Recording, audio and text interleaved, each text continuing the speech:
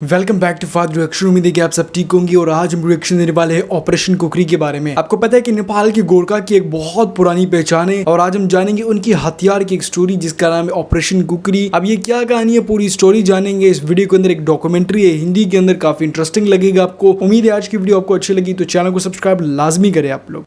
सत्य घटनाओं पर आधारित ये कहानी है इंडियन आर्मी गोरखा राइफल्स के उन सैनिकों की जिनको अफ्रीका के एक अनजान इलाके में जंगलों के बीच लगभग 3 महीने बंधक बनाकर रखा गया था।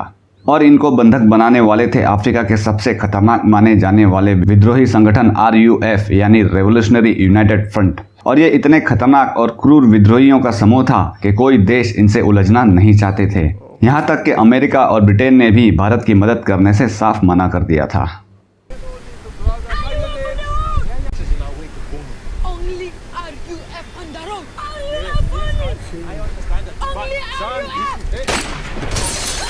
गोरखा राइफल्स के ये सैनिक वहां गए ही क्यों थे और तुरंत लड़ाई की शुरुआत क्यों नहीं की, और आखिरकार भारतीय सेना द्वारा कैसे ऑपरेशन कुकरी को लॉन्च करने के बाद ये सारे सैनिक वापस आए, इस वीडियो में आप जानेंगे।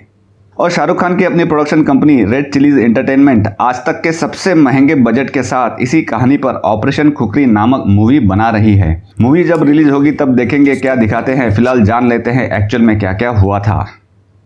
तो बात है सन 2000 की। जगह है अफ्रीका का एक देश सिएरा लियोन। 90 की दशक से चले आ रहे वहां की सरकार और RUF के बीच गृह युद्ध के बाद आखिरकार उन दोनों के बीच एक समझौता हो गया और RUF के सारे विद्रोही हथियार डालने के लिए राजी हो गए। RUF और सिएरा लियोन के सरकार के बीच इस समझौते को लागू करने के लिए यूनाइटेड नेशंस ने एक पीस कीपिंग फोर्स यानी शांति सेना तैयार करने का फैसला किया। शांति सेना का गठन हुआ तो भारतीय जवान भी इस शांति सेना के हिस्सा बने और अप्रैल 2000 में भारतीय सेना शामिल हुए। UNAMIL यानी United Nations assistance mission in Sierra Leone नामक इस मिशन के पीस कीपिंग फोर्स में भारतीय सेना के तरफ से भेजा गया था 5th battalion 8th Gorkha rifles के सैनिक, 14th mechanised infantry, 23rd mechanised infantry के कुछ तत्व और 9th पैरा SF के कुछ कमांडोज। कैलाहू नामक जगह जो RUF का हेडक्वार्टर्स भी था, वहां पर गोरखा राइफल्स के 2 कंपनी को RUF द्वारा किए जाने वाले सरेंडर की प्रक्रिया को अंजाम देने के लिए भेजा गया था और बाकी के सारी फोर्स को तैनात किया गया लगभग 44 किलोमीटर दूर दारू नामक एक जगह पर। 2 मई 2000 के दिन एक शॉकिंग और एक कॉमिक घटना घटी।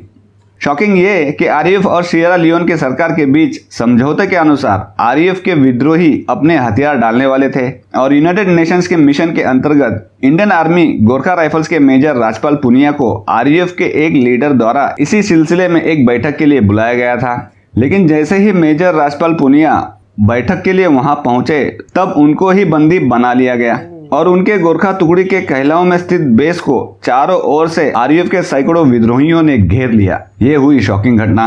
और कॉमिक घटना ये कि RUF ने मेजर साहब से कह दिया सरेंडर करने के लिए। एक तो इंडियन आर्मी, ऊपर से गोरखा राइफल्स, और RUF कह रहे थे कि सरेंडर करो। ये था उस दशक का सबसे बड़ा जोक और मेजर साहब ने अपने हथियार डालने से साफ मना कर दिया।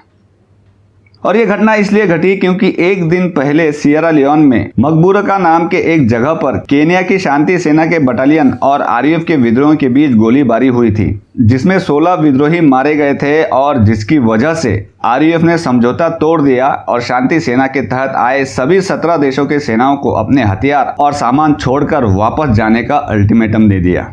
और ये जो हादसा एक दिन पहले हुआ था, इसकी सूचना कैलाहू में गए हुए भारतीय सैनिकों तक नहीं पहुंची थी।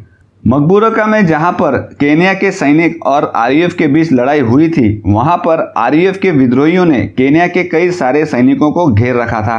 उन सैनिकों को छुड़ाने के लिए दारू बेस में जो भारतीय सैनिक थे उनको भेजा गया और उन्होंने 180 किलोमीटर के सफर को कई सारे एम्बुश को क्लियर करते हुए वहां पहुंचे और केन्या के सैनिकों को RUF के घेराबंदी से छुड़ा लिया।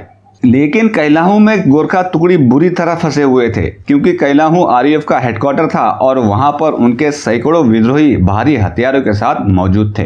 अब कैलाहू में जो गोरखा टुकड़ी थी उनको RUF ने घेर कर तो रखा था, लेकिन उन पर हमला नहीं किया था, जिसकी वजह से वहां पर कोई लड़ाई नहीं हो रही थी और उनको छुड़ाने के लिए उच्च स्तर पर बातचीत जारी थी, लेकिन कोई सकारात्मक परिणाम नजर नहीं आ रहे थे। इस UN मिशन में भारत के अलावा 16 और देशों की सेनाएं भी शामिल थी और उन सभी ने आरईएफ के विद्रोही के प्रस्ताव को स्वीकार कर लिया और अपने हथियार और सामान वहीं छोड़कर एक एक करके वापस जाने लगे। केन्या के तो 500 सैनिकों ने एक साथ हथियार डाल दिए थे, लेकिन भारत के 222 सैनिक और अन्य देशों के 11 सैन्य सुपरवाइजर समेत 233 लोग घने जंगलों में आतंकियों के बीच घिरे रहे। उनके पास 2 वक्त का पूरा खाना भी नहीं था। ऐसे में दिन में एक बार खाना खाकर पूरी सैन्य टुकड़ी जीवित रही, लेकिन सरेंडर नहीं किया। आतंकियों के साथ बार बार बैठक हो रही थी, जहां पर वो हथियार डालने की बात कर रहे थे और गोरखा हथियार डालना नहीं चाहते थे। 60 दिन बाद जब उनका खाना खत्म हो गया तो उनके पास युद्ध के अलावा कोई चारा नहीं बचा। तत्कालीन प्रधानमंत्री अटल बिहारी वाजपेयी ने सियरा लियोन में फंसे भारतीय सैनिकों को निकालने के लिए हर संभव प्रयास किए और ऑपरेशन खुखरी को अंजाम देने की इजाजत दे दी।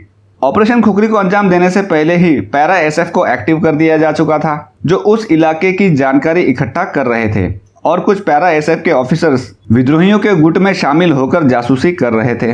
इनमें से सबसे महत्वपूर्ण जानकारी देने वाले जासूस थे पैरा एसएफ के कैप्टन धीरज थापा, जिनको यूनाइटेड नेशंस की मदद से आरईएफ के एक लीडर को उनके ड्राइवर के तौर पर नियुक्त किया गया था। उन्होंने कई महत्वपूर्ण जानकारी साझा की कि आतंकियों की संख्या कितनी है, कौन कौन से हथियार उनके पास है और कहां कहां पर उन्होंने पोस्ट बनाए हैं। 15 जुलाई 2000 को सुबह 5 बजे भारतीय सेना ने ऑपरेशन खुखरी शुरू कर दिया।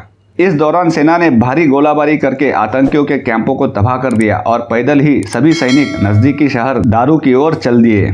2 दिन तक चले इस ऑपरेशन में करीबन 150 आरईएफ आतंकी मारे गए और एक भारतीय सैनिक हवलदार कृष्ण कुमार को शहादत देनी पड़ी। ब्रिटेन के सैन्य सुपरवाइजर को बचाने के लिए ब्रिटेन के 2 चिनूक हेलीकॉप्टर सियरा लियोन के जंगलों में आए और ब्रिटेन के सैन्य सुपरवाइजर सहित कुछ घायल सैनिकों को साथ ले गए। इस ऑपरेशन में आतंकियों की हार के बाद सियरा लियोन में शांति की स्थापना हुई। मेजर जनरल पुनिया, जो उस वक्त उस गोरखा टुकड़ी के मेजर थे, उन्होंने अपने एक किताब में बताया कि ऑपरेशन सफल होने के बाद तत्कालीन रक्षा मंत्री जॉर्ज फर्नांडिस भी सैनिकों से मिलने के लिए सियरा लियोन पहुंचे थे। मेजर जनरल राजपाल पुनिया ने यह भी बताया था कि एक सैनिक को 2 बार ही तिरंगा मिलता है, एक बार सैनिक की शहादत पर तो दूसरी बार जब सेना की टुकड़ी बाहर किसी देश में ऑपरेशन पर जाती है। अगर वहां पर उनकी रेजिमेंट हार मान लेती तो तिरंगे का अपमान होता और उन्हें वो मंजूर नहीं था। इसी तरह हथियार भी एक सैनिक का सम्मान होता है और वो कभी झुक नहीं सकता। इसी प्रेम के कारण उनकी रेजिमेंट वहां पर टिकी रही और जीत हासिल की।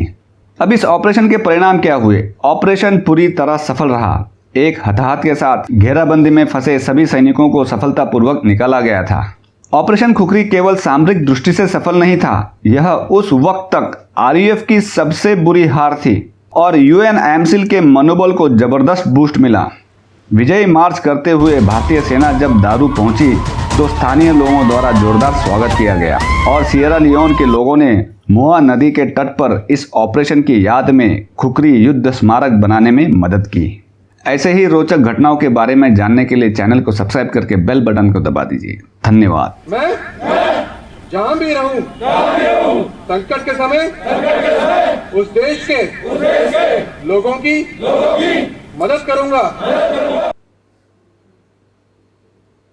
गोरखा की बात की जाए तो गोरखा की रेजिमेंट 2 से 3 रेजिमेंट इंडियन आर्मी के अंदर है, बट उनकी बेसिकली जो लोकेशन है या जो जहां से उनकी ताल्लुकात है वो है नेपाल, और नेपाल के लोग काफी बहादुर होते हैं। आपको पता है कि गोरखा का सिर्फ नाम ही नहीं एक ब्रांड है, क्योंकि उनकी बहुत जगहों पे काम चलते हैं, जैसे Indian army, British army, Singapore police और 2-4 कंट्री में और भी अपनी ड्यूटी सर्व कर रहे हैं। को बात बताते कि गोरखा का ताल्लुक नेपाल से है और नेपाल के अंदर क्या होता है कि पहले उनसे ट्रेनिंग ली जाती है। ट्रेनिंग के बाद क्या होता है कि उनकी जो सबसे फर्स्ट क्वालिटी वाले ऑफिसर्स होते हैं जो काफी ज्यादा काबिल होते हैं उनको ब्रिटिश आर्मी में भी भेजा जाता है। फिर सेकंड नंबर पे जो थोड़े उनसे कम होते हैं उनके अंदर काबिलियत होती है बट उससे ब्रिटिश वाली से थोड़ी कम होती है, तो सेकंड नंबर पे जो आए होते हैं तो उनको फिर भेजा जाता है इंडियन आर्मी के अंदर, और थर्ड वाले जो बच जाते हैं वो फिर नेपाल की आर्मी के अंदर और नेपाल की पुलिस के अंदर आते हैं। तो ये बड़ा इंटरेस्टिंग टॉपिक है, बड़ा इंटरेस्टिंग मुझे लगा कि यार पहले एक जांच होती है, जिस तरीके से कोई चीज बनती है तो चन्नी से नीचे गिरते हैं, तो उस तरीके से ये पूरी सर्वे होती होती है, ट्रेनिंग ली जाती है। ट्रेनिंग के बाद अगर जो फर्स्ट आया फिर फर्स्ट लेवल से उनको रखते हैं, फिर सेकंड को, फिर थर्ड को। जो फर्स्ट होते हैं वो कहीं और चले जाते हैं, सेकंड कहीं और चले जाते हैं, और जो थर्ड होते हैं अपनी कंट्री के अंदर ही आ जाते हैं। तो गोरखा का बेसिकली ताल्लुक ही नेपाल से है, बट वो इंडियन आर्मी के अंदर काम कर रहे हैं, कई सालों से कर रहे हैं और अभी भी कर रहे हैं। तो ये जो ऑपरेशन कुकरी है, तो कुकरी का ताल्लुक ही नेपाल से है। आप खुद सोच सकते हैं कि कुकरी एक चीज ही नेपाल की है, नेपाल के लोगों की चीज है, तो इंडियन आर्मी में कैसे जा सकती है। आप कुछ लोग बोलेंगे कि यार वो इंडियन भी है, नेपाली भी है यार, बट जो भी है ताल्लुक उनका नेपाल से। उम्मीद है आज की वीडियो आपको अच्छी लगी। अगर अच्छी लगी तो लाइक शेयर सब्सक्राइब कर सकते हैं। मिलते हैं नेक्स्ट वीडियो में, तब तक के लिए अल्लाह हाफिज।